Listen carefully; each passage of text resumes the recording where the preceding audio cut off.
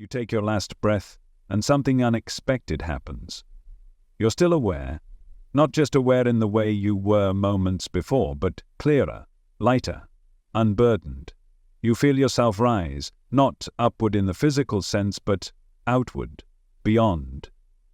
There's no panic, no pain, just presence, a strange peace that feels more like remembering than anything else. For the first time in a long time, maybe ever, you feel more like yourself than you did in the body you just left behind. What if I told you that death isn't the end, but the beginning of something astonishing? Edgar Cayce, often called the sleeping prophet, didn't just suggest this. He saw it. Through over 14,000 readings conducted in a trance state, he described life after death as a multidimensional continuation, an expansion of awareness beyond the veil. And now, through ancient wisdom, modern near-death experiences, and whispers from quantum science, his visions are being validated in ways that may leave you forever changed. Because the truth is, you don't really die. Your consciousness doesn't flicker out. It separates. And that separation is not one of loss, but of liberation.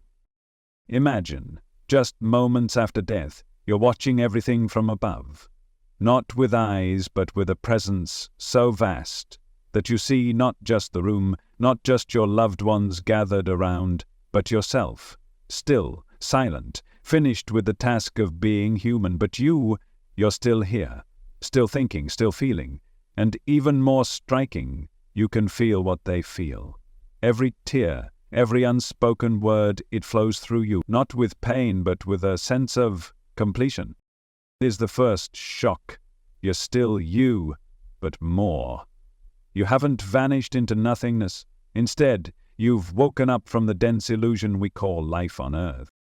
You may begin to notice things, sounds, but not of this world. A brightness, yet there's no sun. And then, something else. A presence, or perhaps many. You can't see them in the way you used to see with eyes, but you know they're there. You feel them, familiar, patient, kind. You're not alone. You never were. For many, this moment triggers the second shock, something spiritual traditions and thousands of near-death experiences describe as the life review. But it's not a slideshow. It's a full-body, full-soul experience. You don't just remember what you did. You feel what you caused others to feel. Every word, every silence, every moment of kindness or cruelty is relived not from your perspective, but from the perspective of the ones you touched. You don't feel judged, but you do feel accountable, not in a courtroom sense, but in a soul-deep way. It's like looking into the mirror of your truest self and realizing that everything matters, every ripple, every heartbeat, and somehow, through it all, you're wrapped in compassion so vast it could only come from the divine. This isn't punishment. It's purification. It's understanding. Edgar Cayce said, "Heaven and hell are not places but states of consciousness we create for ourselves." And now you see exactly what he meant. Every thought, every choice. It shaped the energy you lived in and still shapes what you're becoming now. But then something unexpected happens. You sense movement, not motion like walking or floating, but a shift, as if you're being drawn, or perhaps remembering that you're always meant to go there. Where? It's difficult to name. A realm not bound by time, space, or physics, yet it's more real than anything you've ever known. Colors you've never seen, sounds you don't hear but feel. It's as if your consciousness is no longer limited to a single point of view. You can expand, contract, even merge with other beings, without losing your sense of self. That's the third shock. You're not bound to a body anymore, and the world you're in now responds to your vibration. Thought becomes form. Intention creates landscape. The moment you think of a place or a person, you're there, not walking toward them but connected. Just like that. And when you meet others, souls you've loved, perhaps even forgotten in your earthly memory. They're just as aware, just as radiant, just as alive. Telepathy replaces language. Recognition happens not through appearance, but through pure knowing. You reunite with someone you thought was lost. They smile, not with a face, but with light. And somehow you remember everything. The soul bond, the journey, the love that never died, because it couldn't. At this point, many who've experienced these realms say the same thing. I didn't want to come back, but they did. And they came back changed, and so will you. Because once you know that death is not the extinguishing of the light, but the turning off of the lamp, because the dawn has come, then everything changes. And this is only the beginning. And this is only the beginning. Because in that moment, right after your last breath, you discover something so startling, so undeniable, that everything you believed about dying collapses in on itself. You are still conscious, not in some abstract, foggy way, but sharply, vividly, undeniably awake. At first it feels confusing. Your body isn't responding. There's no heartbeat, no breath, but your awareness, it's intact, brighter even. The world around you appears from a new vantage point, almost like looking down from above. And here's the shocking part. You can still think. You can still feel. You know who you are. You realize you're still awake. Across thousands of near-death experiences, this is one of the most consistently reported phenomena. People clinically declared dead, no heartbeat, no respiration, sometimes even no detectable brain waves, still report seeing, hearing, thinking, and observing everything happening around them. Verifiable details, conversations they couldn't have possibly heard, objects in the room, emotions in others. Imagine watching doctors rush to your side. They're doing everything they can to revive you, but you're not panicked. You're not in pain. Instead, you feel detached, almost serene. You want to tell them, it's okay, I'm right here. But of course they can't hear you, because you're no longer in the body they're trying to save. This is what's known as an out-of-body experience, or OBE. And while skeptics once wrote it off as hallucination, the evidence is growing too strong to ignore. In many cases, the people who return describe not just the scene in the room, but what was happening in nearby hallways, or even entirely different buildings. It's not imagination. It's not fantasy. It's consciousness without form. Edgar Cayce spoke often about this very state. In his trance readings, he explained that the soul does not rely on the physical body to be aware.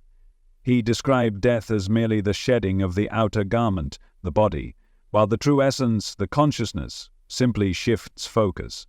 According to Cayce, this awareness remains fully intact, moving through layers of reality we only glimpse in dreams or deep meditation. He called this the etheric body, a finer, more radiant version of you that operates outside of time.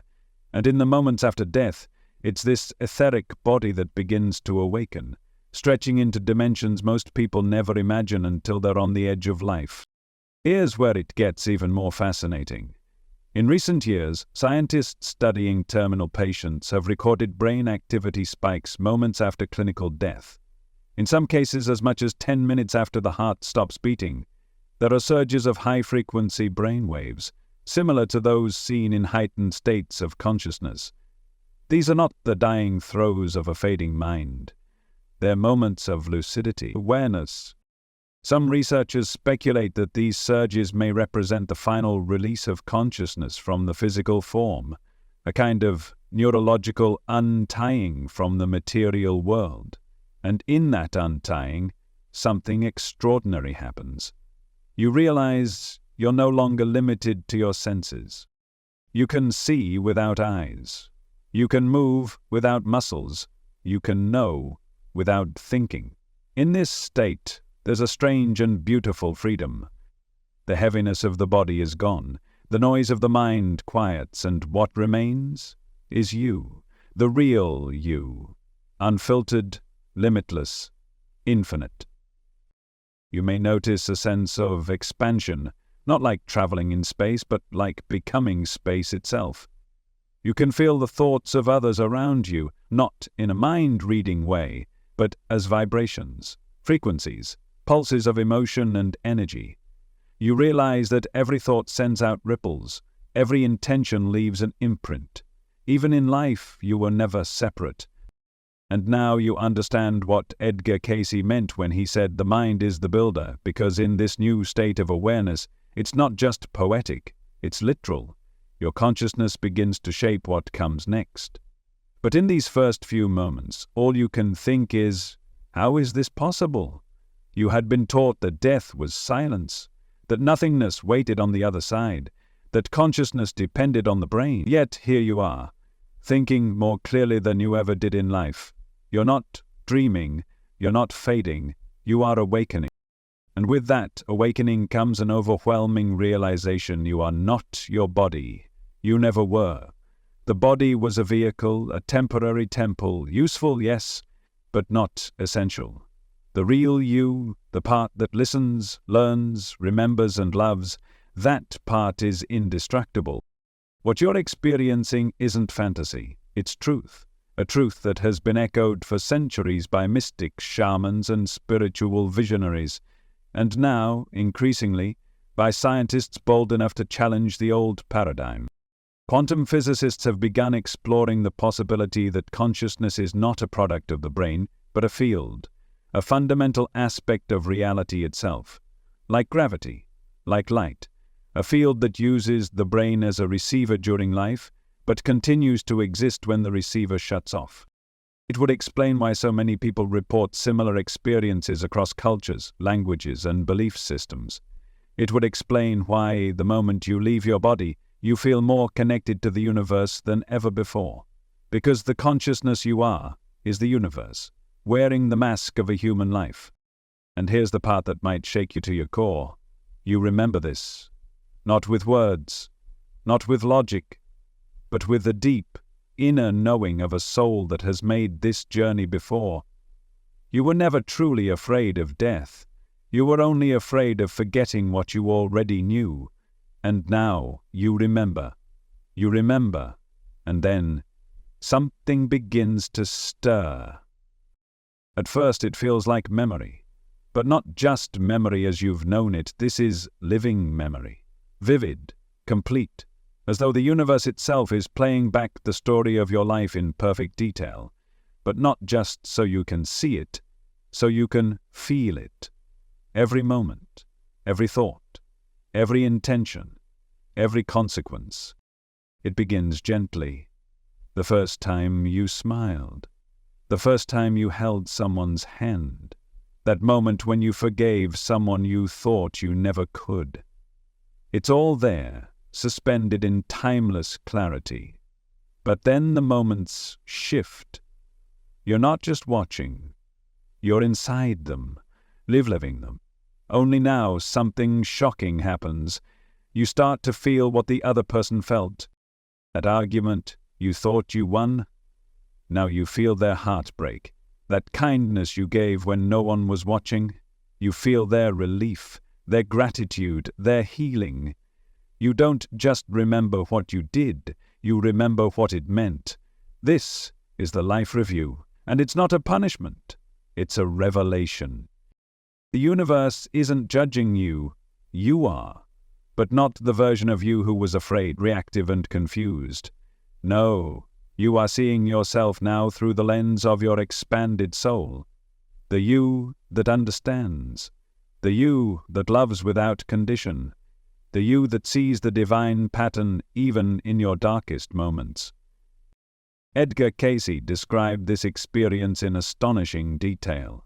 He said the soul upon death encounters a kind of soul mirror, a complete spiritual review where you relive every experience, but more importantly the effects of your choices on others, not as punishment but as education, not through shame but through soul clarity.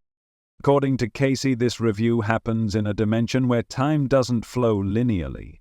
Instead, your entire life is experienced as a single interwoven tapestry, woven not only of your actions but of your intentions. The energies behind your choices matter more than the choices themselves.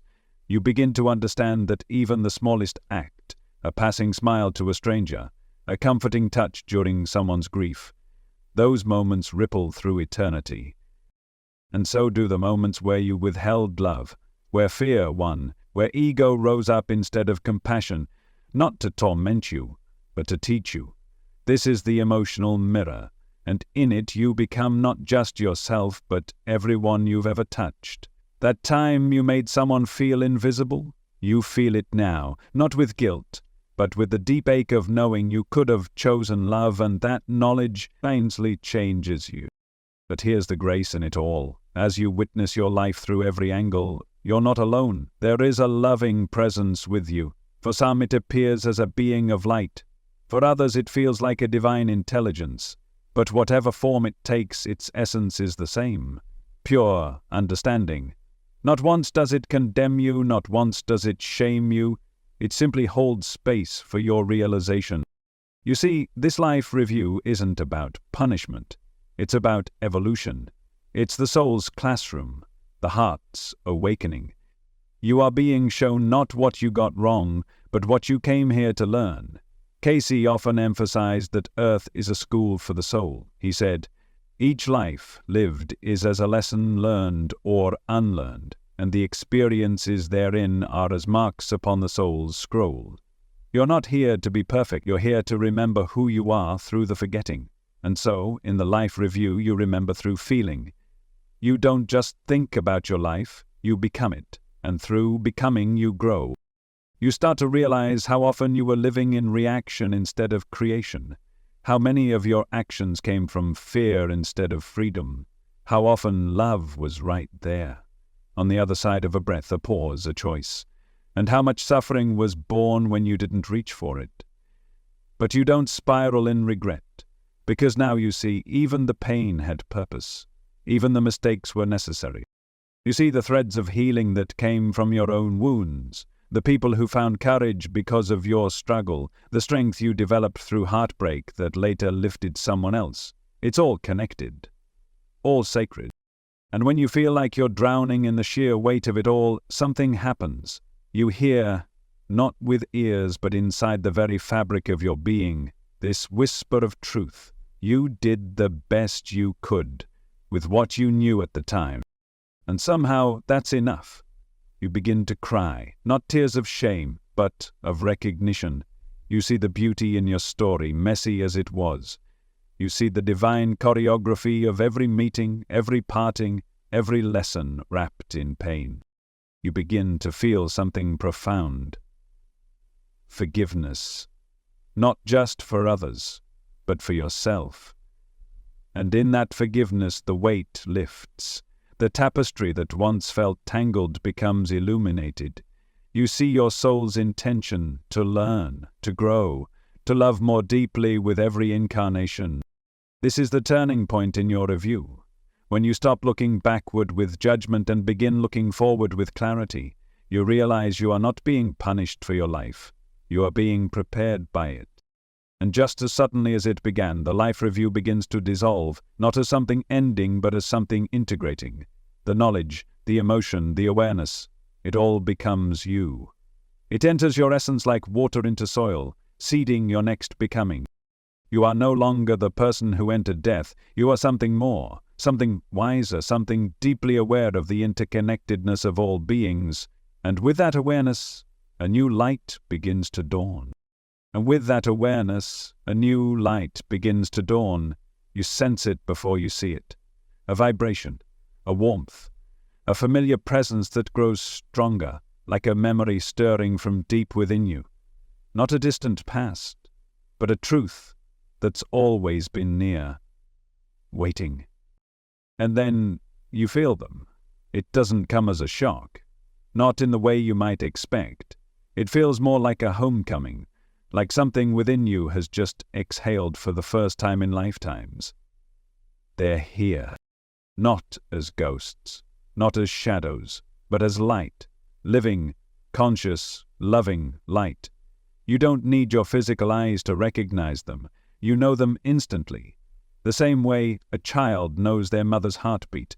The same way your soul knows what real love feels like. You don't speak with words. There's no need. The connection is direct, telepathic, immediate, entire. You feel their thoughts and they feel yours. Every emotion, every intention is shared like breath between souls. And in that exchange, nothing is hidden. Not the pain of parting, not the years of silence, not even the regrets. But here's the miracle. None of it matters anymore. Because now you see the bigger picture. You remember why they had to go when they did, why the story unfolded the way it did. You remember the soul contracts, the agreements made long before this lifetime ever began. They were waiting for you all along.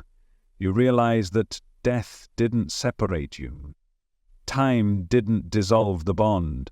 Love never broke. It only transformed. Waiting patiently in the silence for this reunion. You are held, not with arms, but with essence, embraced by their energy in a way that fills you to your core. You feel your father's presence, but not as the man burdened by earthly fears. He's radiant, whole, unburdened. You sense the laughter of a friend who passed too young.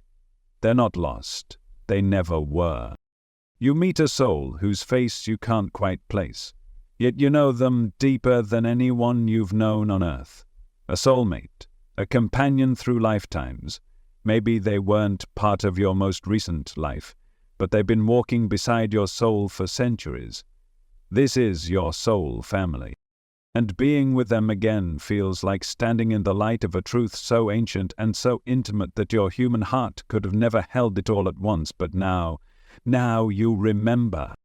In Edgar Cayce's readings, he spoke often of these soul groups. He said that we incarnate in cycles, not alone, but with clusters of familiar souls. In different lifetimes, we trade roles. Parent becomes child, friend becomes lover, enemy becomes teacher.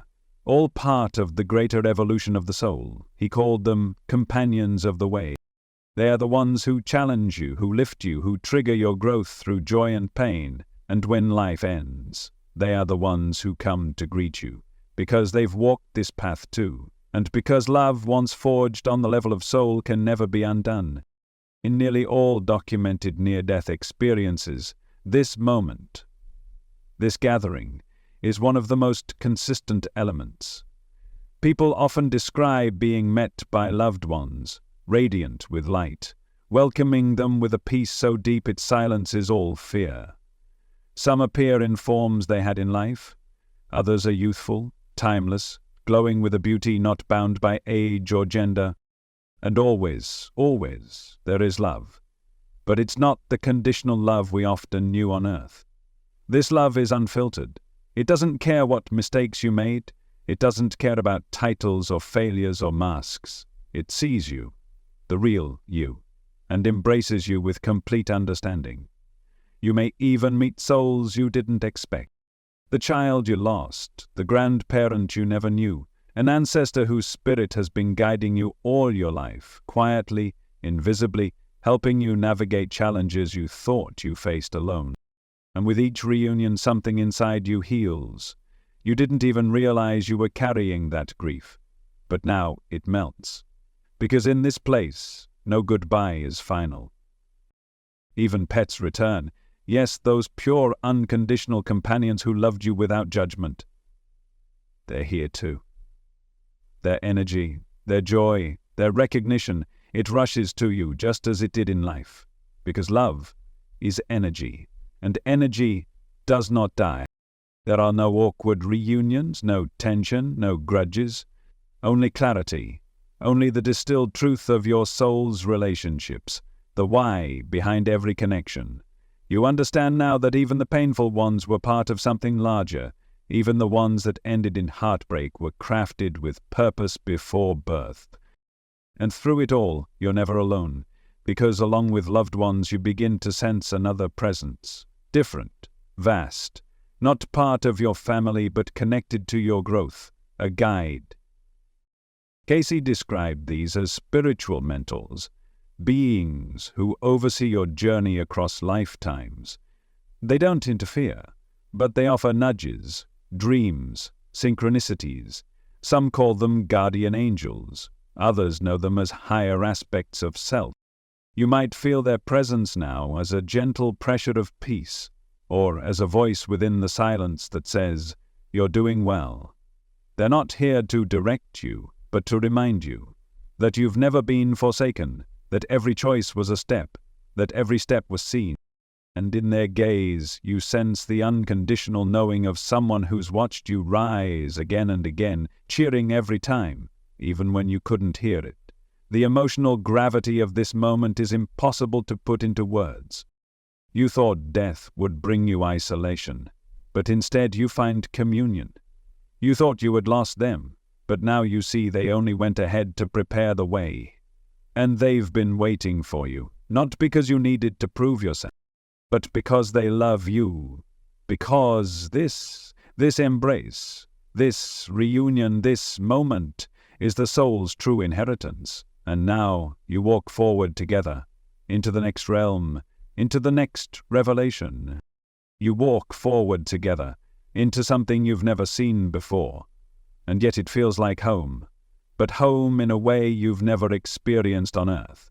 Not a building, not a location, not even a landscape in the traditional sense. This place responds to you. The moment you think, the moment you feel, it shifts. Colors bloom around your thoughts. Light changes with your emotion. Trees sway to music you didn't hear with your ears, but with your being. This world is not solid in the way you're used to. It's soft, liquid, dreamlike, and yet more real than anything you've ever touched. Because this realm is shaped by vibration, and your vibration is your essence. Edgar Cayce called this realm the borderlands, a vibrational state between dimensions, where souls arrive after death before choosing their next path. But even in this liminal space, your experience is not random. It is constructed by you through the frequency of your consciousness. You step into a world molded by your own essence, not as a judgment, not as a reward or punishment, but as a perfect match to who you are on the inside. If you carry peace, you'll find yourself surrounded by harmony, gentle light, open spaces, warmth that permeates your being without the need for a sun. If you carry fear, anger, or unresolved confusion, those emotions shape the landscape too, not to punish you, but to bring them into the light, so you can see them, so you can heal them. This is why some who've crossed over speak of heavenly realms, fields of light, floating temples, music that feels like love made audible. Others speak of shadowy places, dense, heavy, lacking color. But even those darker places are not permanent. They are invitations, reflections, mirrors for what still needs understanding. It's not what you deserve, it's what you radiate. And what you radiate creates reality. Modern near-death experiences echo this truth again and again. People report entering luminous realms where thought becomes form, where time doesn't exist, where desire and intention are instantly mirrored back as environment. Some describe cities of light, vast gardens, crystal rivers, libraries filled with living knowledge. Others describe floating in endless space, surrounded by fractal light, like being inside a living mandala, breathing with the heartbeat of the cosmos. These are not hallucinations. They are vibrational reflections of consciousness. Your soul speaking to you in the only language it truly understands, energy. Cayce explained that each soul, upon death, enters the sphere that matches its dominant vibration. Just as radio frequencies tune into different stations, so too does your soul tune in to a plane of existence that matches your current state of awareness. He described 7 primary spheres, each aligned with planetary consciousness, each offering different opportunities for growth. And these aren't physical places, they're vibrational realities. Inhabitants of one sphere can't perceive those of another unless their frequency aligns. You're not sent there, you resonate there. And here's the extraordinary part. These realms are not fixed. You can move, grow, expand. As your vibration evolves, so too does the reality around you, because everything is consciousness, and consciousness is vibration. Quantum physicists have begun to whisper what mystics have always shouted, that reality isn't built from matter, but from fields, from waves, from frequencies that collapse into form based on attention, based on energy. And now you're living that truth. In this new state, the division between inner and outer dissolves. You don't look at the world, you experience it as yourself. The flower in bloom, the wind across the water, the golden light rising on a horizon that never ends. It's all you. And yet, it's also more. You feel connected to everything, every soul, every tree, every particle of light, not in metaphor, but in experience. You've heard the phrase, heaven is within. Now you know why. Because you are standing inside the architecture of your own soul. There is no religion here, no dogma, no walls, only resonance. And in that resonance you begin to explore, not with feet, with awareness. You think of a question, and you're brought to a place of knowing. You desire connection, and a presence joins you, radiant, kind, familiar. You long to understand, and a vision rises from the landscape, showing you a memory, a lesson, a truth that reshapes your being. Everything is alive, and everything is listening, because in this realm you are not separate from creation, you are a co-creator. Your vibration not only reflects this world, it influences it. You can create beauty here, restore harmony, even help others through your presence. And this realization brings tears, if tears even exist here. You realize that everything you thought was out there was actually in here. That what you feared was punishment was simply feedback. That the universe is not watching you with judgment, it's dancing with you. It always was. You feel the environment pulsing in sync with your heart. You feel the trees breathing with your thoughts. You feel light responding to your awe, and for the first time since crossing over, you laugh. Not out of relief, but recognition. You were never meant to be separate. You were never meant to be afraid. This is where the soul begins to remember its power. And you begin to realize something deeper still. This is not the final destination. This is a threshold, a canvas, an invitation. You are here, in this realm of resonance, not to escape life, but to integrate it, to understand what you became, to choose what you will become next. The universe has not ended. It has only just begun, and you are not lost.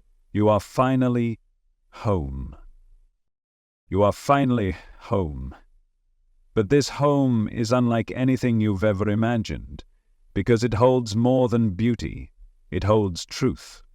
Not the kind you were taught, not the kind that changes with opinion, but a deeper, eternal kind.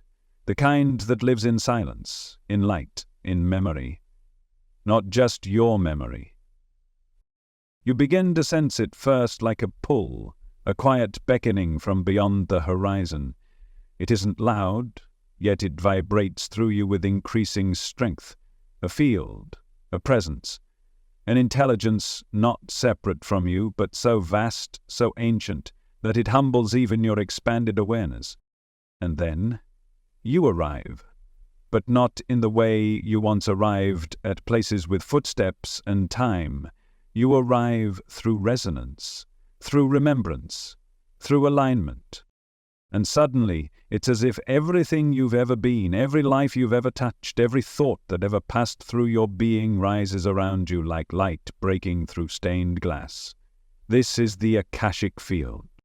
You've heard it called the Akashic Records, but this is no dusty library, no scrolls, no shelves. This is a living dimension of memory, encoded into the very structure of consciousness itself. An infinite sea of truth, recorded not in words, but in energy. Every soul has a thread woven through this field, and now you're holding yours. Edgar Cayce, in his trance state, would tap into this very realm. He called it the Book of Life, not metaphorically but literally, a vibrational record of every thought, action, intention, and experience. He described it as a frequency that could be attuned to, like a divine radio. He used it to diagnose illness, explain past lives, even glimpse future potentials, not as fate but as probabilities formed by choices. And now you understand exactly what he meant. Because you're not reading your life, you're reliving it, across lifetimes. At first it's dizzying. You see yourself as a child, not from this life but from centuries ago. A farmer, a poet, a mother, a monk. You shift again. Now you're in another culture, another body, another time, but the essence, the you that observes, it remains unchanged. You are the traveler, and your journey has been vast. Each incarnation rises around you like a hologram, but it's not just a highlight reel. You feel what you learned. You understand why you chose that particular life, why certain people appeared again and again, why you faced the challenges you did. This isn't karma as punishment. It's education. Every lifetime was a classroom, every soul you encountered a teacher. And now, all those lifetimes begin to weave together. Patterns emerge, themes, cycles.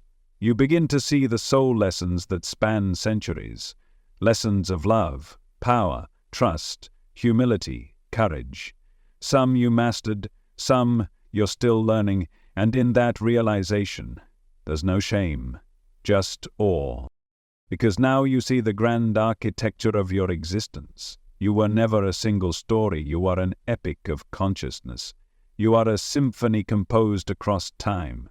Each lifetime was a note, each choice a vibration, and now you hear the music of your soul for the first time, and it is beautiful. This is the soul's sacred remembering. You begin to understand why you carried certain fears in this life, why certain relationships were magnetic or volatile. You understand the unexplainable grief that always lived just under the surface. It wasn't random, it was resonant, a memory echoing from lifetimes ago, waiting to be seen, and now you see it. And something extraordinary happens. Healing begins, not healing of the body, that part is gone. This is soul healing, integration. Pieces of you that were scattered across time begin to return. The child who felt abandoned, the healer who lost faith, the warrior who never forgave himself. They come home to you, because now you are whole enough to hold them. And you realize this is why we come here, not to escape life, but to understand it, not to reject the past, but to reclaim the soul pieces we left behind. The Akashic field doesn't just show you what happened, it reveals who you became. You feel it as a kind of merging, an expansion, the you from this life and the you from all others, joining into something vaster, a soul not limited to one name, one face, one story, but a conscious being with multidimensional wisdom. You are no longer asking, "Who am I?" You are now remembering, "I am," and with that remembrance comes responsibility, because when you know who you are, you know what you're capable of. You see your soul's power, and it's not the power to control, it's the power to create. And now, the Akashic field opens even further, not just to show you the past, but to illuminate the present as a turning point. You realize you can choose your next step, not based on guilt, but on truth, not out of fear, but from deep knowing. And from this vantage point, your choices expand. Will you return to the earthly plane? Will you remain in this realm to assist others crossing over? Will you choose a higher sphere, a new realm of consciousness altogether? There is no pressure, no urgency, only clarity. You're free, because once you reconnect with the Akashic field, you are no longer a question searching for an answer. You are the answer, discovering itself, and in that discovery you awaken something ancient, a memory that doesn't belong to just you but to every soul, that we are all one field, one family, one eternal awareness, playing hide and seek with itself. And now the game is over. You have found yourself. You have found yourself. And now you are asked the question that no one on earth ever taught you to expect. Not by words, not by voice, but by presence. A presence so expansive, so all-knowing and tender, that it seems to envelop the stars themselves. It comes not as a command, but as a whisper inside your very being. What do you wish to do now?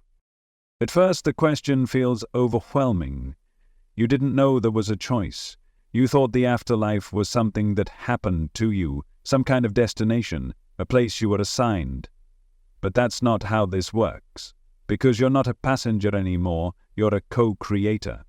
This is one of the greatest shocks after death. You are not told what comes next. You are invited to choose.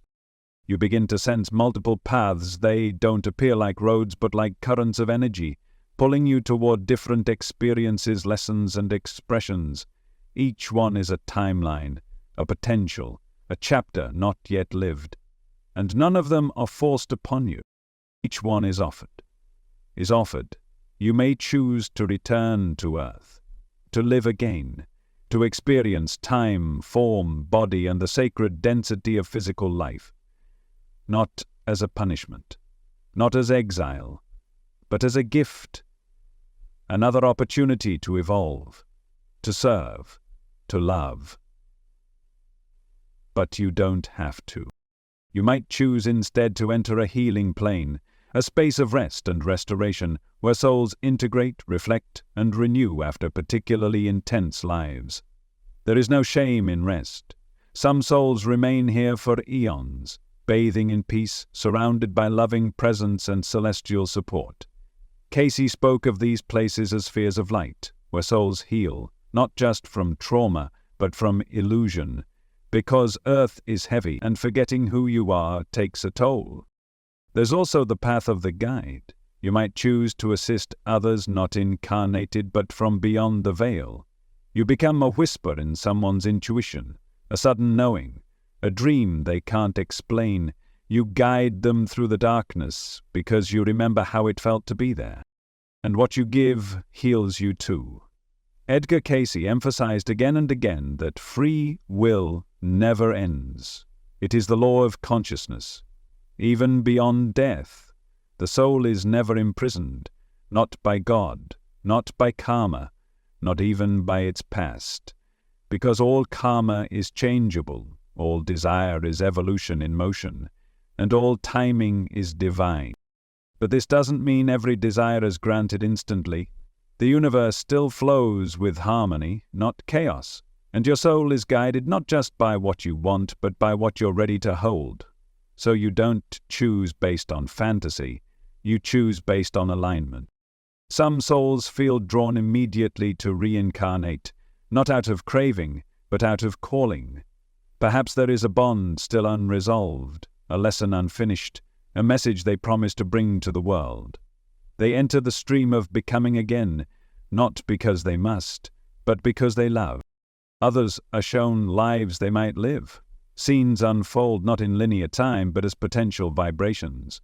You feel the emotional tone of each option, the relationships, the lessons, the light and shadow you'd encounter. You're not picking a story like a book on a shelf, you're choosing a frequency. A soul might choose hardship not because they want pain, but because they seek depth. Another might choose joy, not to avoid difficulty, but to expand their capacity for beauty. Some choose short lives, others choose centuries. All of it is sacred. You may even recognize souls from your current life, choosing to return with them in different roles. A mother becomes a daughter. A rival becomes a trusted friend. The karmic wheel is not punishment, it is choreography. And you are part of the design. But nothing is forced, not even return. Cayce taught that some souls, especially those nearing completion of earth lessons, may choose to remain in higher realms, to study, to serve, to prepare for service on cosmic levels we can't yet comprehend. Others move into the temples of learning, realms of vibration dedicated to understanding universal laws, divine principles, and the unfolding of soul plans for entire groups and civilizations. There are even those who become builders of reality, aiding in the creation of new worlds, guiding energies into form like celestial architects. And yet, despite all these magnificent options, you are never overwhelmed, because your soul knows. It knows what it needs, what it longs for, what it's ready for. The choice comes not from ego, not from fear, but from clarity. And that clarity is what makes this moment so beautiful. You are not climbing toward enlightenment. You are flowing from it. And then, the field around you changes again, not because something is being done to you, but because you have chosen, and your choice ripples outward, not in time, but in essence. Your path unfolds. Maybe it's a new incarnation, maybe it's a period of service, maybe it's deep rest.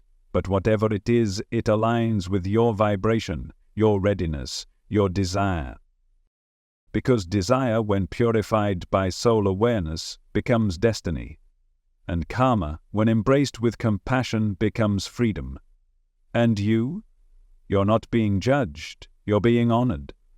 And what comes next is entirely up to you. And your choice unfolds like light expanding across a silent sky. You step forward, not with feet, not through space, but through essence. There's no destination, and yet you are clearly moving, not outward, not upward, but inward. You are returning not to a place, but to a presence. And as you draw closer, everything begins to fall away, not as a lost, but as a remembering. The stories you lived, the names you carried, the forms you wore, they don't vanish, they dissolve into light. And what remains is you, not the version that was shaped by earth, by roles, by time, but the original spark, the soul before birth, before form, before separation. The light around you intensifies, not blinding, but embracing. You begin to feel yourself expand again, only now there's no boundary to your expansion. You aren't moving into a larger room. You are becoming the room. You are not inside the universe anymore, you are becoming the universe. This is the return to source. And in this moment you experience what no language can express. You are everything and nothing, infinite and intimate, formless and completely aware. You don't disappear, you reunite. This is not the death of self, it is the birth of self. Capital S. And in this place, if it can even be called a place, there are no questions, no searching, no longing, because everything you ever needed to know is now known. Not as facts, not as ideas, but as being. You don't hear God's voice. You are God's voice. You don't see God's face, you are God's reflection. This is not blasphemy.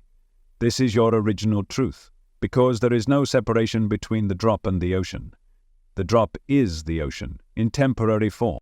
Mystics across all spiritual traditions have described this moment. The Sufis called it fana, the annihilation of the false self into the beloved. Hindu sages spoke of it as moksha, liberation from the cycle of rebirth through union with Brahman. The Buddhists called it nirvana, the end of illusion, the extinguishing of craving, and the recognition of boundless consciousness. Edgar Cayce described it as the soul's merging with the God consciousness, where the individuality of the soul remains but now fully aligned, fully at one with the infinite source from which it was born. You are not erased, you are completed. You don't lose yourself in the divine, you discover that you are the divine, experiencing itself through every moment you've ever lived. You feel yourself as the child laughing on a summer day, the parent holding their newborn, the elder saying goodbye. But you also feel yourself as the tree they sat under, the breeze that kissed their face, the stars that watched them sleep. There is no more other, no more out there. It was all you. And now you understand why you came to Earth in the first place. Not to suffer, not to achieve, but to remember your divinity through the experience of forgetting, to remember your vastness by tasting limitation, to remember your unity by walking through the illusion of separation, and in this moment of returning you see it all with clarity, so complete, so compassionate, that it undoes lifetimes of pain in a single breath of knowing. You remember who you truly are. You were never just a body, never just a mind, never just a name. You were and are a note in the eternal song of God. And that song is still playing, still expanding, still creating. You are both the listener and the melody, both the question and the answer, and now you can choose. You can rest in this oneness for what seems like eternity, dissolved in light, surrounded by nothing but love and awareness. Or you can pour yourself outward again into form, into time, into story. You can become a child again, a teacher, a healer, a wanderer, because the game of remembering never ends.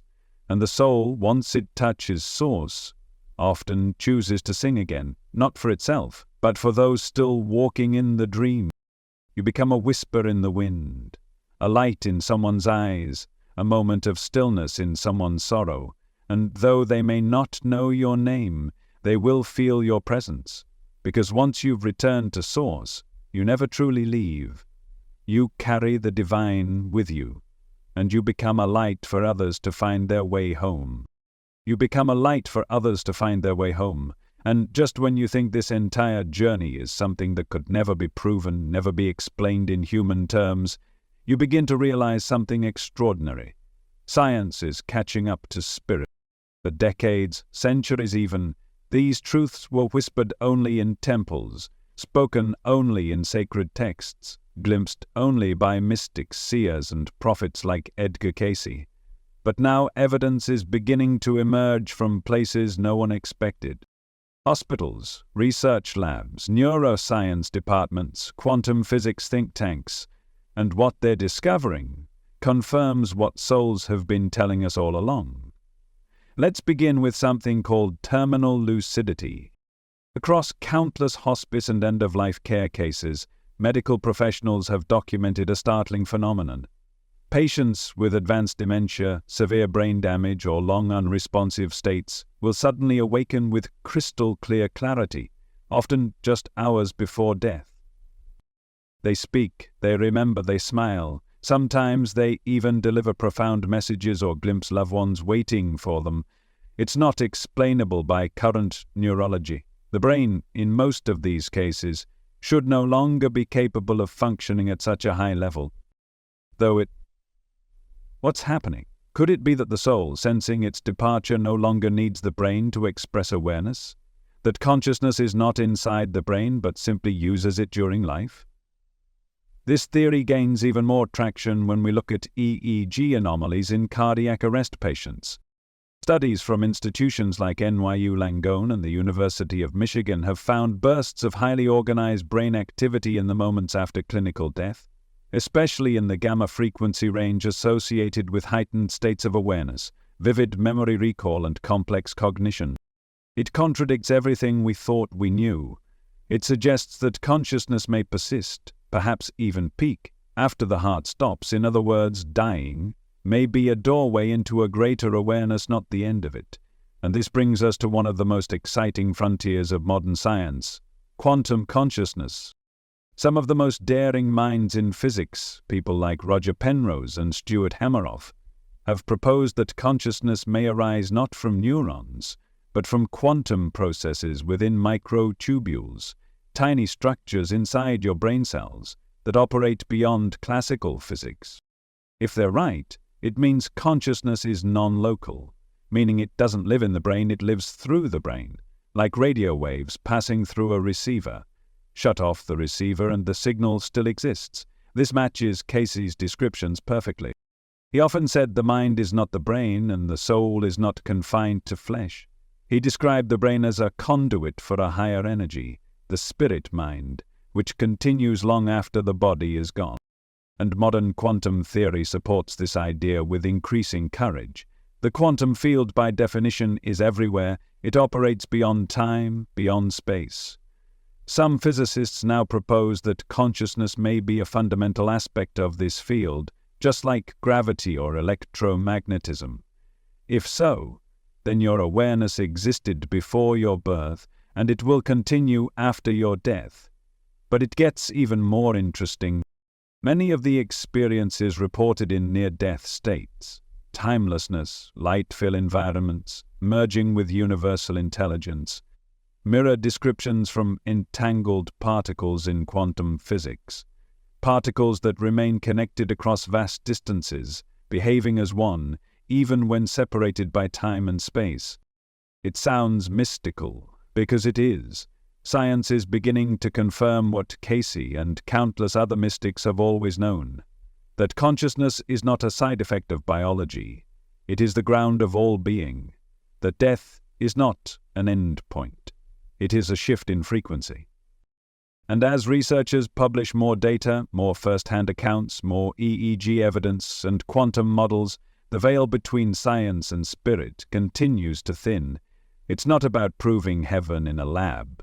It's about realizing that the universe at its core is conscious. And you are a spark of that consciousness. You always were, you always will be, and now even science is beginning to remember. You always will be. Because what you thought was the end was only a veil, a soft curtain between dimensions, and now it has been lifted. You are not a body. You are not a name. You are not a fleeting thought in a temporary world. You are an eternal consciousness. You are the memory of the stars and the breath of the divine. You've journeyed through lifetimes, loved through loss, risen through darkness and returned to the light. And now, you remember, death is not the enemy, it's the unveiling, the homecoming, the great expansion into truth. You realize now that nothing is ever truly lost. No soul is forgotten, no love disappears, everything is recorded. Everything is connected, everything is alive. And when your time comes, when your breath softens and your eyes close, remember this. You are not ending, you are becoming. And what waits for you is not fear, it is light, it is love, it is the part of you that never left. And it's been waiting for you all along.